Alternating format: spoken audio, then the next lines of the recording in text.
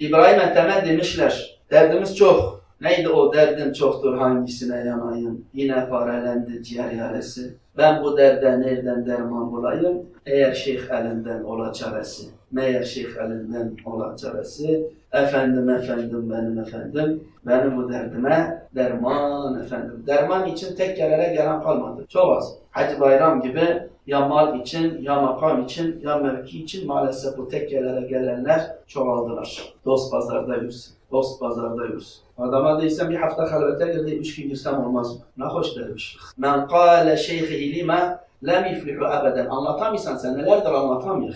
Şeyhine niye diyen iflah olmaz bunu anlatamıyor. Bunu anlatamıyor. Huyumuz kurusun, biraz yumuşarık. Ondan da istismar ediler.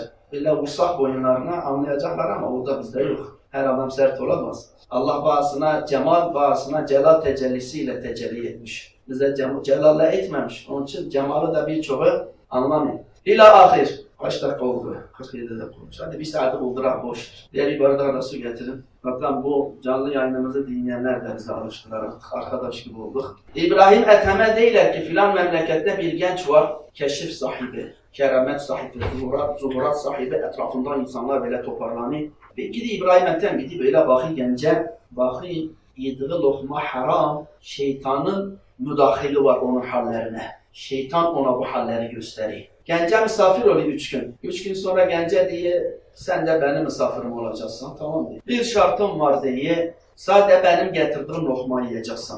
İbrahim Ethem'in özelliği neymiş? Bileyim siz hayatını okuyun. Halvete koyduğu dervişlerine gider çarşıda çalışırmış akşama kadar. Alın terinden ekmek alır getirir, o ekmeği sadece dervişlerine yedirirmiş. Başka yemek yedirmezmiş. 3 gün çalışı getirir o gence lokmayı verir. 3 gün çalışı getirir o gence. 3.